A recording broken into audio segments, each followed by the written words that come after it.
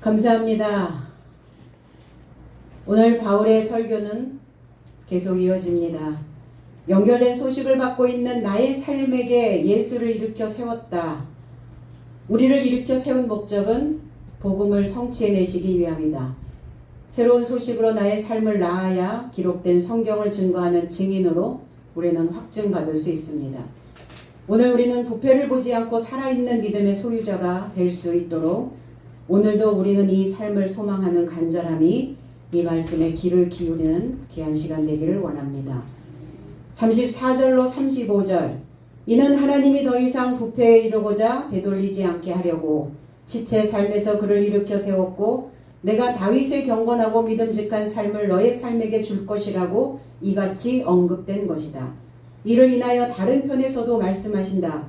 주의 경건한 자로 부패를 보도록 주지 않을 것이다.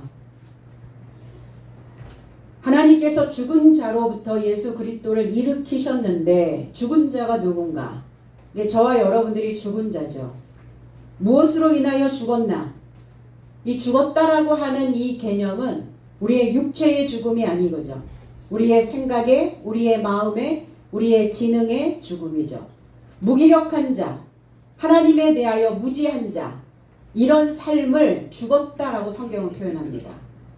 그래서 주님은 죽은 자들의 구세주로 오신 거죠. 그들을 일으켜 세우시려고.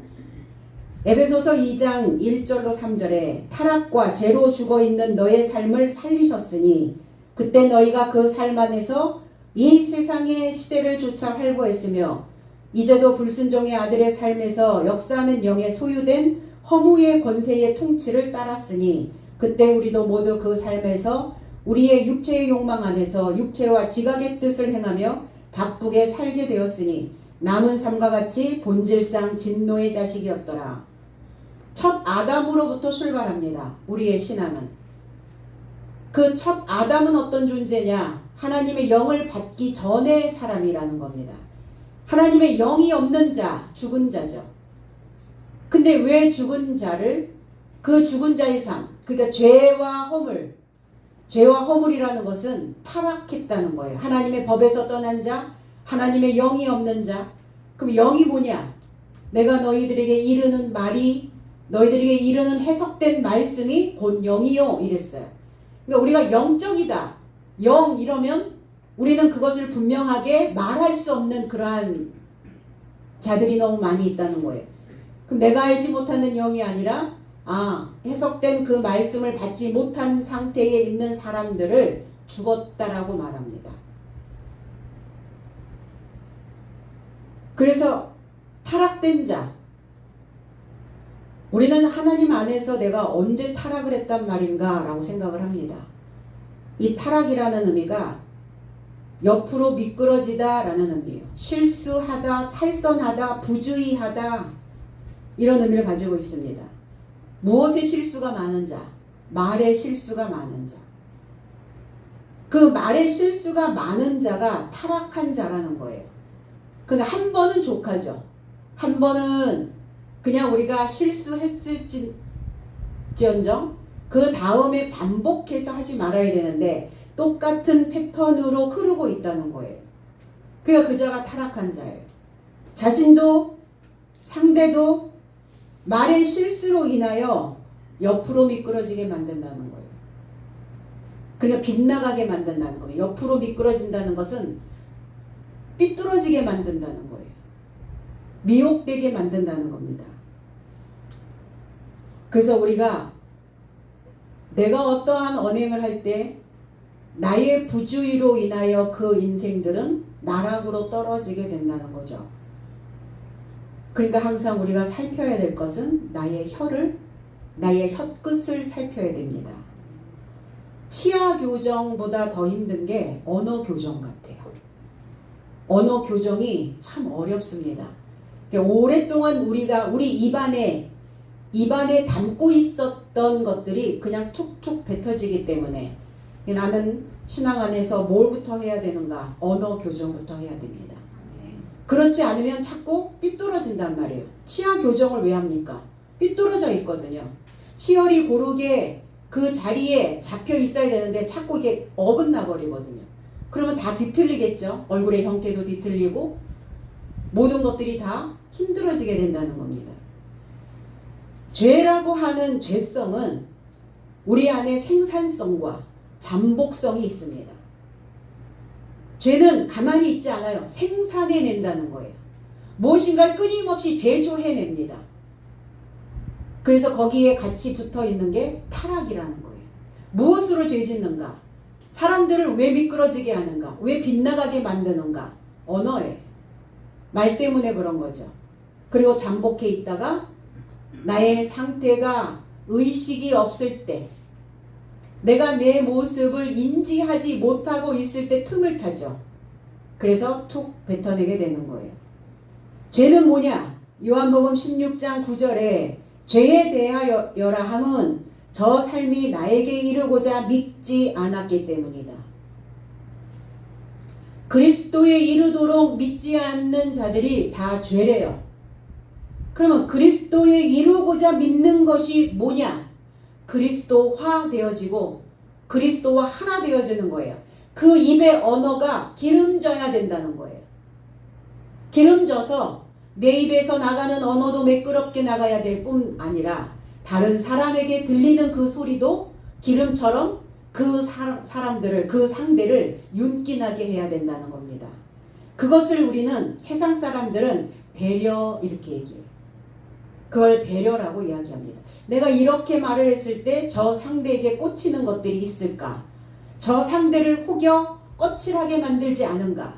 우리 그래서 우리의 입에서 나가는 그 언어가 거칠었을 때 상대의 마음에도 거칠게 들어간다는 겁니다. 그리스도화, 그리스도에 이루고자 믿어야 되는 거죠. 그리스도를 믿는 것이 아니라.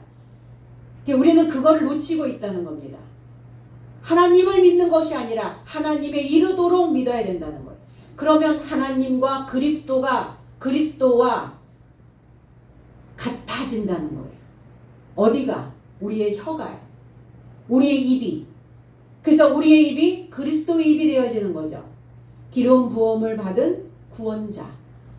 무엇으로 구원하는가? 입이 구원합니다. 무엇으로 멸망시키는가? 입이 멸망시킵니다. 그래서 그 의미를 깨닫고 믿는 자만이 그 의미를 깨달아, 그 말씀, 입에서 나가는 그 말씀의 의미를 깨닫고 믿는 자가 그리스도에 이르도록 믿는 겁니다. 그래서 깨닫고 이해된 믿음이 아니면 여전히 죄 안에 있다는 거예요. 첫 아담으로부터 물려받은 것들이 무엇입니까? 그 본성적인 것들이죠. 내 본성이 훅 올라온단 말입니다. 자, 아버지의 재산 중에 자기의 몫을 요청한 둘째 아들. 이 둘째라고 하는 단어가 네오테로스라는 단어. 젊은 청년이란 뜻이에요. 근데 이 젊은 청년이 돌아오자 옷을 입히고 반지를 끼우고 신발을 주고 살찐 송아지를 잡았어요. 그리고 우리가 먹고 즐거워하자 하면서 그 아버지는 이렇게 얘기합니다. 내 아들은 죽었다가 다시 살아났으며 이렇게 얘기했어요. 언제 죽었어요 그 아들이? 육체가 죽었단 말입니까? 육체가 죽었다는 이야기를 하지 않는 거죠. 근데 내 아들이 죽었다가 살았으며 내가 잃어버렸다가 만나게 되었다라고 이렇게 표현을 합니다. 죽은 적이 없는데. 그러니까 아버지를 떠난 자는 죽은 자라는 거예요. 아버지가 누구냐? 하나님이죠. 하나님의 말씀을 떠난 자들은 죽은 자라는 거예요. 그래서 육신은, 이 겉에 껍데기는 숨을 쉬나 그들의 의식은 하나님이 없기 때문에 죽은 자처럼 살고 있다는 겁니다. 옷과 반지와 신발을 준 것은 신분의 회복이에요. 내가 아버지의 종으로 살아야 되겠다. 우리의 아버지는 얼마나 그 풍족한 양식이 많은가. 그러면서 이 젊은 청년은 아버지에게로 돌아가죠.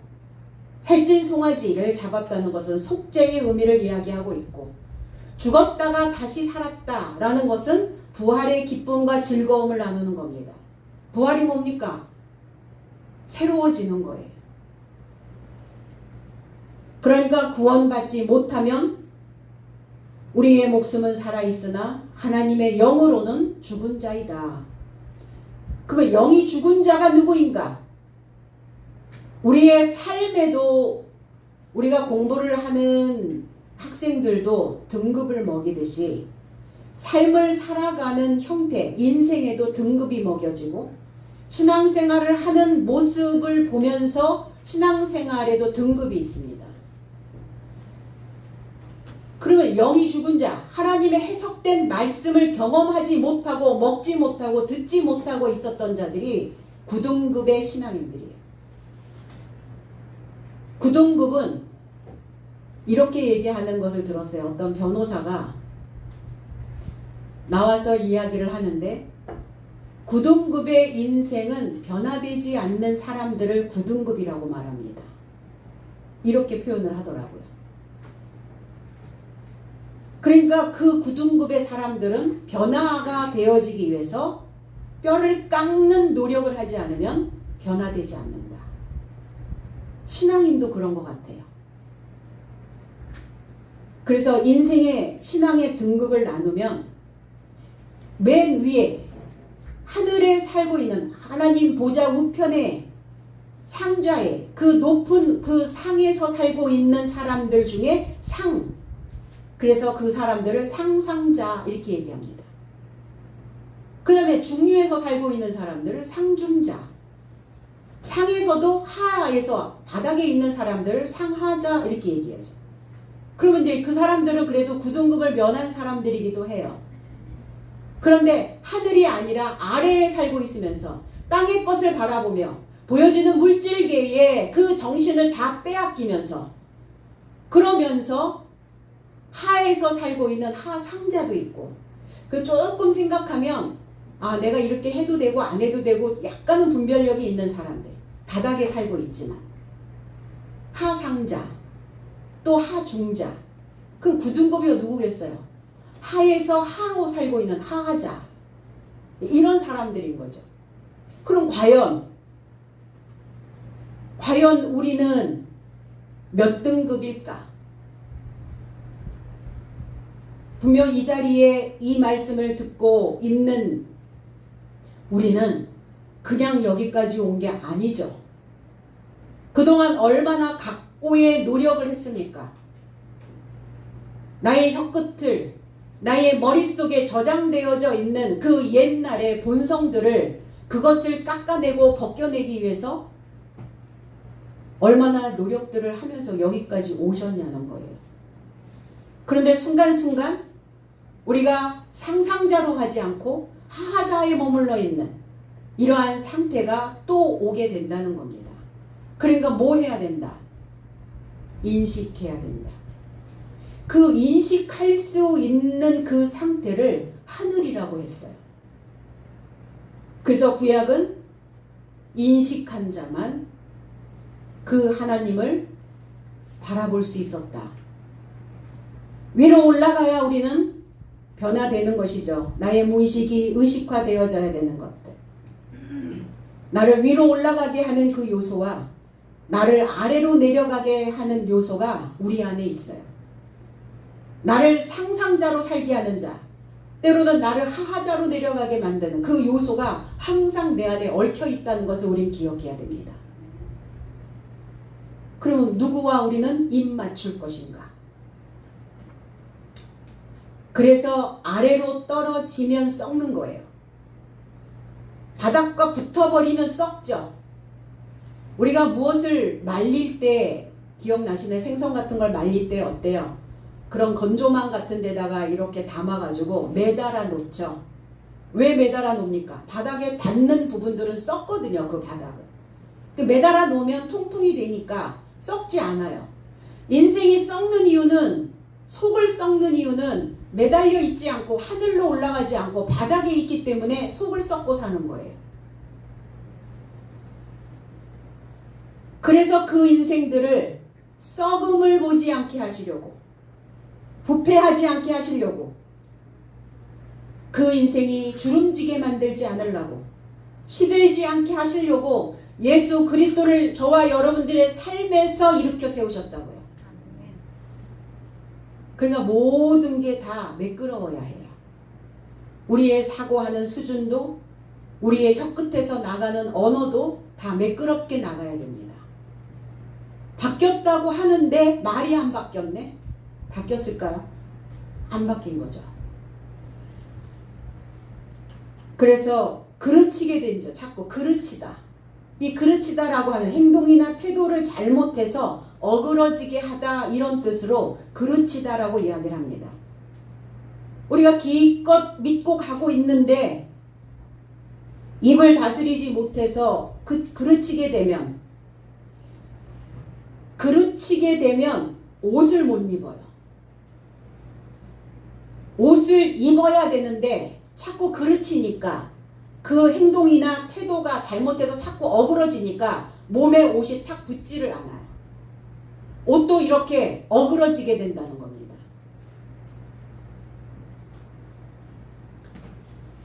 그래서 하나님 속썩이는 사람들이 바로 그런 사람들이에요. 부모 속썩이는 사람들이. 부모가 말을 탁 하면 그 말을 그르치지 않고 탁 받아들여서 입어야 되는데 자꾸 어그러져 버리거든요. 부모가 얘기하면 어긋나고, 얘기하면 어긋나고, 하나님 말씀하시면 어긋나고, 어그러지고, 그르치게 되고, 그게 부패되어진 인생이라는 거예요. 그러니까 그리스도로 옷 입어야 되는데, 기름진 옷을 입어야 되는데 기름진 옷을 입지 못하는 거예요. 바삭바삭 말라가지고 누가 이렇게 툭 건드리기만 하면 그냥 파르륵 해가지고 올라오는 사람들이 너무나 많이 있다는 겁니다. 고린도후서 11장 3절에 그러나 뱀이 그의 교활함 안에서 하와를 속였던 것 같이 너희 지각이 그리스도에 이르는 진실함과 순결함으로부터 부패되지 않을까 나는 두려워하노라. 바울 사도가 성도들을 향하여 메시지를 그렇게 던지는 겁니다. 우리의 속성 속에 뱀으로부터 미혹당했던, 부패되어졌던 그 하와가 내 안에 있다는 거예요. 그래서 그 여성성은, 내 안에 있는 여성성은 무엇인가를 자꾸 생산해내요. 뭔가를 자꾸 잉태해요. 뭔가 내 바탕에 자꾸 깔아요. 그게 하와라는 겁니다. 그게 있다는 거예요, 내 속에. 뱀으로부터 유혹되어진, 그리고 부패되어진. 뱀이 뭡니까? 히브리어에서 나하시라고 하는 단어죠. 자기 경험으로 말을 하는 자, 자기 지각에서 나오는 것, 자기의 생각의 수준에서 말을 하는 것. 이게 점치는 자들의 모습이에요. 점치다, 이런 의미 가지고 있거든요. 내 생각에 점치는 것, 내가 경험한 것에 의하면 이렇게 말하는 것, 그게 뱀이라는 거예요. 지각이 마비돼서 그리스도에 이르는 중심이 부패하여지고 결국은 그 부패하여진 자는 사망에 이르게 된다. 의식이 없는 자를 우리는 죽은 자라고 말합니다. 나의 지각을 미혹시켜서 예전의 행실을 좇는 그 유혹을 쫓아 부패되어져 가는 그 옛사람을 버리지 못하게 만든다는 겁니다. 너무나 끈적거려요. 우리 한참 장마 때 얼마나 끈적거려요. 습도가 많아서. 그럼 내 속에서도 그렇다는 거예요. 이 하와를 속였던 그 나의 경험, 나의 지식, 나의 어떤 점치는 이런 요소들이 그 끈적끈적 달라붙어 가지고 떨어지질 않는 거예요. 그러니까 우리는 그리스도 예수의 지능의 영으로 새롭게 되어져야 된다. 생각을 완전히 바꿔야 된다. 둘째 사람으로 오신 그리스도 예수를 입어야 된다는 거예요. 그래서 십자가의 말씀으로 그 첫 사람을 못 박는 겁니다. 십자가의 도가 내 안에 머물러 있다면 그 말씀을 통해서 나를 못 박아야 되는, 그리스도 예수 안에서 진리를 듣고 배웠으면 우리는 이제 혀의 혁명을 일으켜야 될 때가 왔다는 겁니다. 예전의 습관을 찢어내는 거예요. 벗겨버리는 겁니다. 부패하지 않은 하나님의 영광을 부패한 짐승의 형상과 모양으로 바꾸었다. 이렇게 표현하거든요. 바울 사도는. 하나님의 형상으로 잘 지어져 가다가 실수하고 그르치게 됨으로 인해서 사람들도 미끄러지고 자기도 미끄러지고 순간 찰나. 그 여기까지 잘 와놓고 미끄러질 수는 없잖아요. 자신의 모양을 벗겨내는 고난이 지나가면 하나님은 우리에게 선물을 주신대요. 고난이 유익이라고 하셨던 것이 내가 너희들에게 고난이 지나가면 그 고난이 뭐였겠어요? 나의 옛사람들을 벗겨버리는 그것이 고난이라는 거예요. 그러나 그 고난에 동참하고 그 고난이 지나가면 은혜의 선물을 주시는데 하나님 그 은혜의 선물을 무엇으로 주는가? 높은 품격으로 주신다는 겁니다. 우리는 인격적 하나님을 만나야 된다. 인격. 그럼 어떤 격이냐? 격도 격 나름이죠. 첫사람 아담의 인격이냐? 아니면 둘째 아담이 주신 그 인격이냐예요. 당연히 우리는 그리스도 예수를 본받아서 그리스도 예수의 그 인격을 닮아가야 되고 같아져야 된다는 겁니다. 그리스도 예수의 그 높은 품격을 주시는, 그래서 이런 자가 되었을 때 다윗의 경건한 믿음을 주시는 거예요. 누구에게나 주시지는 않죠. 믿음, 다윗의 거룩하고 이 거룩하다라고 하는, 그럼 우리는 신앙 안에서 거룩해져야 되는데 어떻게 거룩해진다는 말인가? 경건해지는 거예요. 경건해진다는 것이 뭐냐? 하나님께 바쳐진 삶이라는 거예요. 그럼 어디를 바쳐야 되겠어요? 뭘 바쳐야 돼요? 머리를.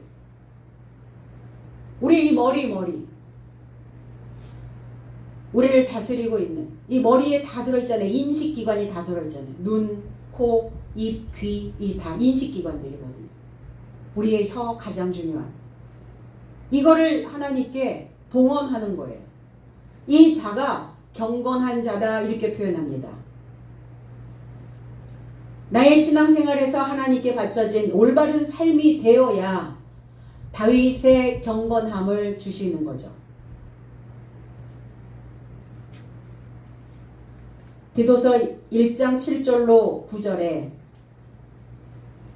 감독은 하나님의 청지기로서 책망할 것이 없고 제 고집대로 하지 않으며 급히 분내지 아니하며 술을 즐기지 아니하며 구타하지 아니하며 더러운 이덕을 탐하지 아니하며 오직 나그네를 대접하며 선행을 좋아하며 신중하며 의로우며 거룩하며 절제하며 밑분 말씀의 가르침을 그대로 지켜야 하리니 이는 능히 바른 교훈으로 권면하고 거슬러 말하는 자들을 책망하게 하려 함이다 그랬어요. 이게 개역개정에서 나온 내용이에요. 원어 해석은 왜냐하면 하나님의 청지기 같이 흠잡을 것이 없는 감독으로 있음이 마땅하다. 자기 좋을 대로 하지 않고 오히려 환대하며 선을 좋아하며 건전하며 의로우며 경건하며 절제하며 신실한 말씀의 교훈을 쫓아 붙들렸으니 그가 건강한 학문 안에서 권면할 수 있게 하려 하며 반박하는 삶을 책망할 수 있게 하려 함이다 라는 단어. 근데 개역개정에는 오직 나그네를 대접하며 이렇게 표현되어져 있잖아요. 근데 원어에는 나그네라고 하는 단어 자체가 없어요. 그러니까 이 예언의 말씀에서 너희가 더하면 이 기록된 재앙을 더하신다 하셨는데 없는 단어를 왜 이렇게 만들어가지고 개역 개정에다가 기록을 해놨는지 모르겠어요. 그러니까 개정판은 계속 나오는데 변화가 없으니까 하나님을 믿으면서도 바뀌지 않고 있는 그 삶 자체가 재앙인 것 같아요. 그냥 그 재앙을 더하시는 거예요. 말씀을 더하거나 빼거나 하지 말라고 했는데 이렇게 없는 단어들을 막 개역 개정에다가 지금 해놨거든요. 뺄 건 빼야지. 그래서 재앙이 더하여진 것 같아요. 크리스찬들의 바뀌지 않는 모습들. 말뚝처럼 그냥 세워져 있는 사람들.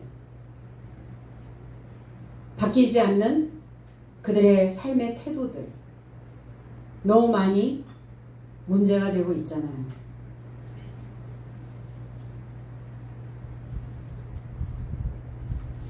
오늘 이 디도서에서 말씀하신 이 디도는 바울의 동역자입니다. 디도라고 하는 의미는 공경하다라는 의미를 가지고 있어요. 공경받을 만한. 그럼 무엇으로 인하여 그 사람이 공경받고 존중받습니까? 그 사람의 패턴이 패턴. 그 사람이 가지고 있는 무늬. 그 무늬로 인하여 그 사람을 공경도 하고 그 사람들을 멸시도 하게 되죠. 바울의 믿음의 아들이며 신실한 동역자고 그레데 교회의 목사입니다. 디도 목사. 그래서 그레데라고 하는 그 교회에 남겨뒀어요. 디도를. 그레데 삶은 항상 거짓말쟁이며 악한 짐승이며 무익한 배의 삶이라 이렇게 표현했거든요. 그레데 사람들이. 그레데라고 하는 의미가 배다 이런 뜻이에요. 그러니까 그레데 교회에 있는 사람들은 베어내야 되는 자들이 너무 많은 거죠. 디도는 이곳에 남겨져서 그 어그러지게 만들고 실수하게 만들고 부패하게 만들고 옆으로 미끄러지게 하는 그러한 신앙인들을 베어내고 있는 거예요. 전지해야죠. 그래서 하나님의 나라도 5,000명을 먹였지만 5,000명이 다 못 들어갔어요. 몇만 명이 출애굽을 해서 광야에 나왔지만 그 사람들이 다 새로운 땅을 밟은 건 아닙니다. 추리고 또 추리고 걸러내시는 거예요. 계속. 그러면 저와 여러분들이 살아가는 이 신앙생활을 하는 목적도 그거예요. 내 안에서 계속 걸러내는 겁니다. 걸러내지 않고 내가 통으로 갔다가는 통으로 망하는 거예요.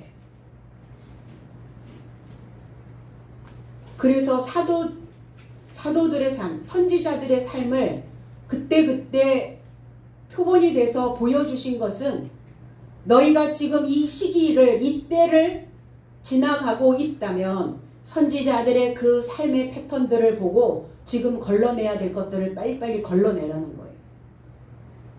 왜? 걸러내지 않고 다 가지고 가면 그 썩어버리니까. 부식이 돼버리니까. 주름지니까. 쓸모가 없어지게 되거든요.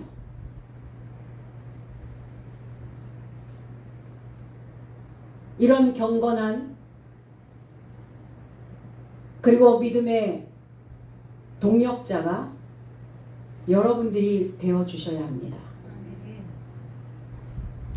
계명으로 진리 안에서 배우는 자가 바로 경건한 삶이라고 그렇게 표현합니다. 다윗에게 경건한 그 거룩한 삶과 미쁜 은사를 이렇게 개역개정에는 표현했는데 미쁜 은사가 아니라 여기서 또 은사라는 단어도 없어요. 그냥 미쁘다. 하나님은 미쁘시다. 미쁘다라고 하는 의미는 믿음직스럽다라는 뜻이에요. 신실하다라는 뜻이에요. 신뢰할 수 있다. 그리고 나는 그 신뢰할 수 있는 그 믿음을 나는 확신한다. 적어도 우리가 신앙 안에서 내 삶을 하나님이 이렇게 건너오게 하셨다면 나는 이 말씀을 듣고 하나님의 이 영을 받고 분명히 내 삶을 확신할 수 있는, 확증할 수 있는 분명한 삶의 태도들을 사람들에게 보여줘야 된다는 겁니다. 난 확신할 수 있어. 로마서 10장 8절로 11절에 오로지 무엇을 말하는가? 원어 해석은 해석의 말씀이 내게 가까이 있어 너의 입안과 너의 마음 안에 있으니 이거는 나의 삶이 선포하는 믿음의 해석된 말씀이다. 내가 만일 너의 입 안에서 예수를 주로 시인한다면 너는 구원받을 것이다. 왜냐하면 의에 이르고자 마음으로 믿어지고 구원에 이르고자 입으로 시인된다. 왜냐하면 성경은 말한다. 그에게 접하여 믿는 모두는 부끄러움을 당치 않을 것이다 그랬어요. 너의 입안과 너의 마음 안에 있다. 무엇이? 해석의 말씀이. 살아있는 말씀이. 나로 하여금 살게 하는 말씀이. 나로 하여금 의식하게 하는 말씀이. 그러니까 해석된 말씀을 먹는 자가 구원받는다는 거예요. 그럼 이 말씀을 접하지 못한 자는 죄인이요 구원에서 비껴져 가는 거예요.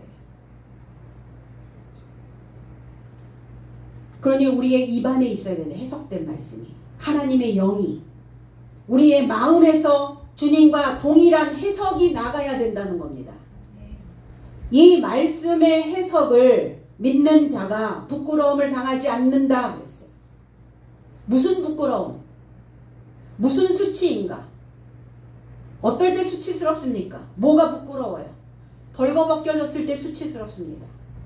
부끄러워요.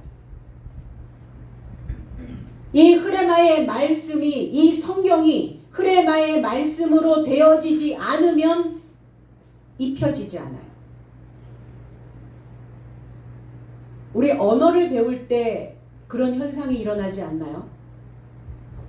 자, 영어 선생님들 영어 책만 읽는다고 실력이 생기나요? 영어 선생님이 들어오셔가지고 영어 책만 읽어주고 나가면 그 영어가 입혀져요? 이해가 안 되고 깨달아지지 않고 분명히 알지 못하는 것은 우리의 뇌에 입혀지지 않아요. 이 내용이, 이 단어가, 이 낱말이 무슨 뜻이며 무슨 의미인지를 영어 선생님이 이야기해줘야 실력이 늘어나고, 그 실력이 늘어난 자는 그 단어가, 그 뜻이 머리에 입혀집니다. 머리에 채색이 돼요. 알지 못한다는 건 채색이 되지 않고 있다는 거예요. 그래서 우리가 어떤 하나에 대하여 알게 하려고 반복 학습시키잖아요. 그걸 세뇌라고도 합니다. 구약의 선진들, 구약의 예언자들로부터 계시록까지 우리는 계속 어떠한 이 흐레마의 말씀으로 반복적인, 그럼 어디에 세뇌당하느냐에 따라 그 삶이 좋은 삶이 될 수 있고, 무엇에 세뇌가 되느냐에 따라 그 삶은 형편없는 삶이 될 수 있다는 거예요. 우리는 이 땅에 살아가는 동안 무엇인가의 세뇌입니다. 공부에, 그 학습에 세뇌가 되었기 때문에 공부하는 거예요. 내가 어떤 전문성을 가지고 전문 분야에서 일한다는 것은 그 전문성의 지식이 내 안에 세뇌됐기 때문에 전문성을 발휘할 수 있는 겁니다.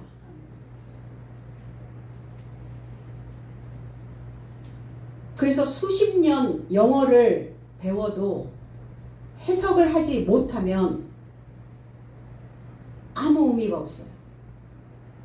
신앙생활을 수십 년 하면서 성경책을 천독을 하든 만독을 해도 그 단어 하나하나의 뜻을 이해하지 못하고 깨닫지 못하고 믿으면 그 말씀은 내 안에 머물러 있지 않습니다.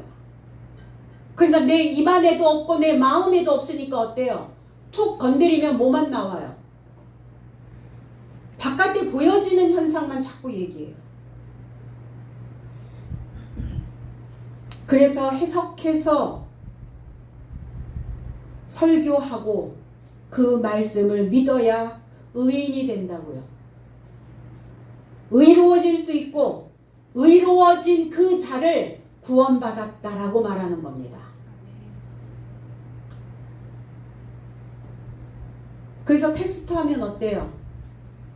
영어 수십 년 배웠는데 테스트하면 해석이 안 되니까 부끄러운 점수가 나올 수밖에 없죠. 신앙 같습니다. 똑같아요. 평생을 믿었는데 하나님이 무슨 뜻으로 말씀하시는지 깨닫지 못하면, 장성한 분량으로 자라라고 했는데 언제 자라냐고요. 옷을 안 갈아입는데 맨날 그 꼬맹이로 살고 있는 거죠. 땅꼬마 이렇게 얘기하죠. 땅꼬마. 땅에 붙어있는 꼬마라는 거예요. 위로 올라와야 되는데, 양분을 먹고 올라와야 되는데 올라오질 못하는 거죠.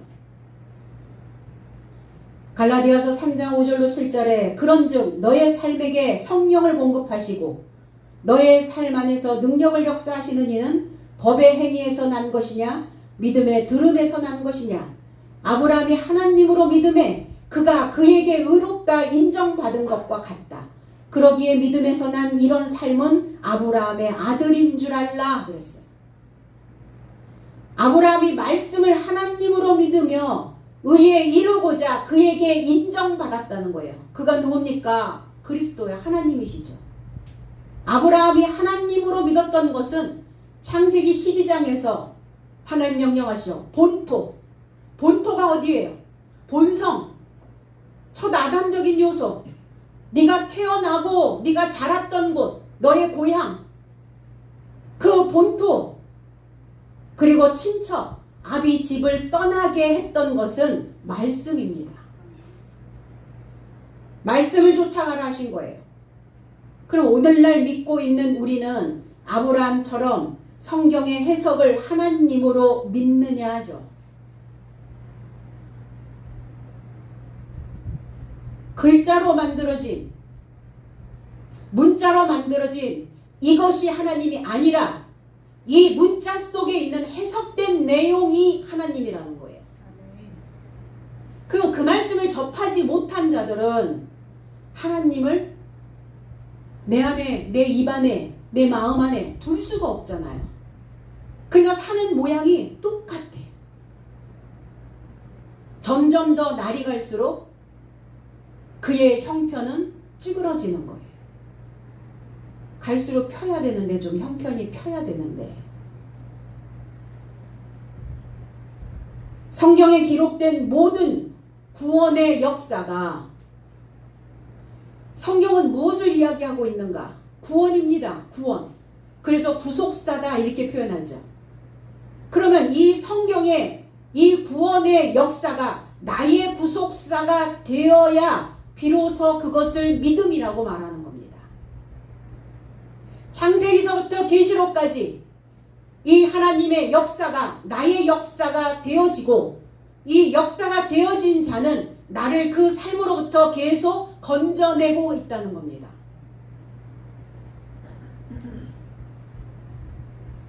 우린 남의 이야기를 믿는다고 그것이 나의 믿음으로 구원에 이르겠는가? 남의 이야기인데 그 남의 이야기를 믿는다고 해서 내가 구원에 이르를 수 있느냐는 거예요. 없죠, 절대로. 다윗은 다윗의 구원이었고, 바울은 바울의 구원이었고, 저와 여러분들은 저와 여러분들의 구원을 이루어 가야 된다는 겁니다. 그러니까 이 말씀이 나의 구원의 역사를 이야기한 것으로 믿지 않는 그것이 믿음이 없는 자예요. 다윗의 믿음을 나의 삶에게 주신다고 언급하셨어요. 언급. 영어로는 mention. 공식적으로 언급하다. 어떤 문제에 대하여 말하시는 거예요. 그 점에 대하여 언급하셨다고요. 그리고 또 다른 시편에 말씀하셨습니다. 시편 16편 10절에 이는 내 영혼을 스올에 버리지 아니하시며 주의 거룩한 자로 썩지 않게 하실 것임이니이다.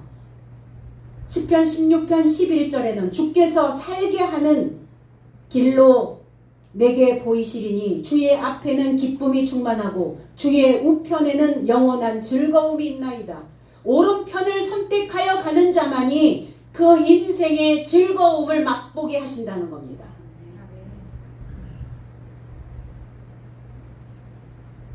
내 영혼을 음부에 스올에 버리지 않고 거룩한 자로 부패되지 않게 하실 것이다. 그래서 이 목숨은 부지하고 가는 거예요. 첫 아담적인 요소, 가인적인 요소, 본질상 진노의 자녀였던 가인의 후에 가인을 죽이지 말라 하신 목적이 있었잖아요. 목숨이 있어야 그 가인은 목숨적 존재라는 거예요. 그 목숨을 부지하고 있어야 그래야 그 목숨 안에 하나님의 영이 들어왔을 때 하나님의 영적인 사람이 되어지는 것이죠. 그래서 가인을 죽이지 말라 하셨던 거죠. 왜? 변화될 수 있으니까. 초생달에서 온달이 되어지는 그 과정처럼 사람도 소승달로만 있는 것이 아니다. 어느 날 하나님의 말씀이 채워지면 그는 온달이 되어질 것이다. 우리나라에서는 보름달을 좋아하잖아요. 외국에서는 보름달을 좋아하지 않는데요. 그 만월이 되어지면 만월이 되어지는 날 그 귀신들이 다 살아나는 날이래요. 그날이. 그런 것 같아요. 하나님의 말씀으로 온전케 되어지면 내 안에 귀신적인 요소들이 바뀌는 거예요. 더러운 영이 하나님의 영으로 바뀌는 거예요.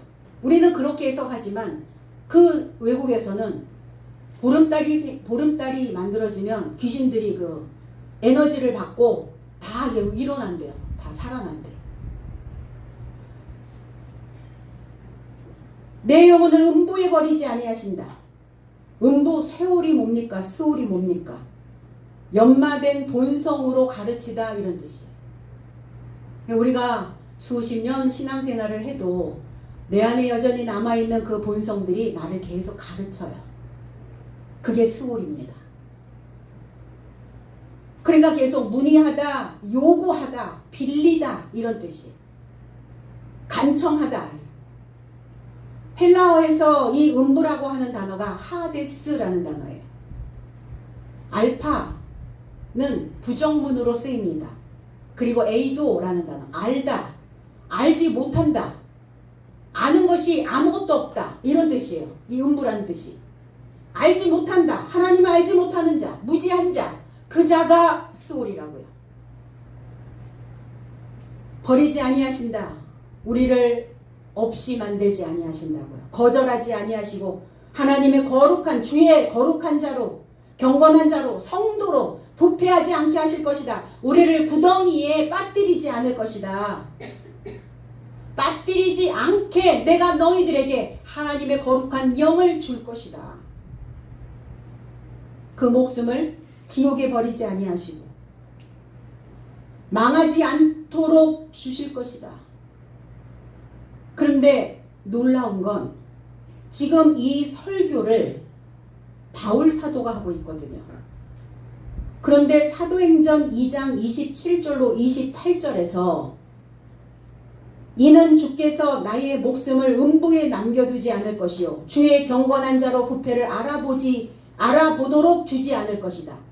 주께서 나에게 생명의 방법을 알게 하셨고 주의 면전에 결합하여 나를 환희로 채울 것이다. 주의 면전에서 나를 즐거움으로 기쁨으로 행복함으로 채울 것이다. 이 설교는 베드로 사도가 오순절 설교 때 하셨던 말씀이에요. 똑같아요. 놀랍잖아요. 그러면 그때 오순절 설교를 했던 베드로 그때에는 바울이 아니었어요. 사울로 음부로 계속 예수 믿는 자들을 잡아다가 공회에 넘기고 옥에 가두고 바울 자체가 사울로 있었던 때였어요. 그럼 베드로 설교를 들었겠어요? 안 들었을 거 아닙니까?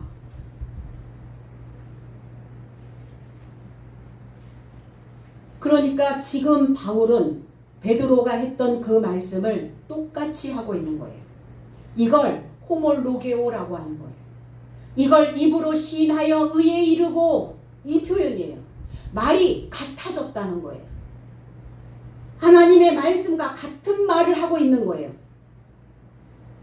그래서 영은 이 해석된 말씀을 증거해야만 그 영이 하나가 돼요. 우리도 이 말씀을 함께 배워가고 있는 동역자들입니다. 그러니까 우리의 입을 열면 그 지도자와 똑같은 말을 하셔야 돼요. 하나님에 대하여 똑같은 말을 증거하셔야 됩니다. 각자가 믿는 하나님이 다 다르다? 그 영이 하나가 아닌 거죠. 왜 영이 하나가 안 됩니까? 해석된 말씀을 접하지 못할 뿐더러 교회는 여전히 보여지는 물질계의 모든 포인트를 주고 있기 때문이에요. 여전히 잘 먹고 잘 사는, 여전히 배만 위하여 살아가고 있는, 거기에 다 이 모든 주제들이, 모든 설교들이 다 맞춰져 있기 때문에 하나님의 영과 하나 될 수 있는 것을 안 만들어내는 거예요.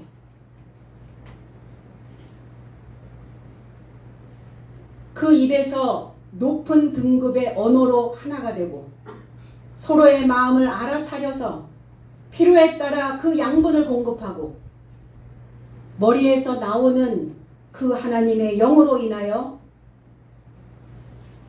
부패를 보지 않도록, 썩지 않도록, 그래서 수신제가 하게 되는 겁니다.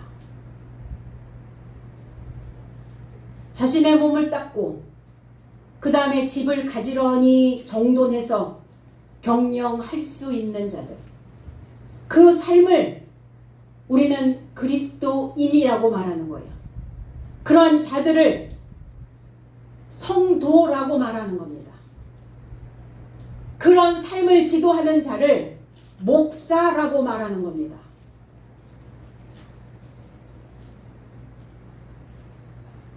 교회 정문에 스티커가 하나 붙여져 있을 겁니다.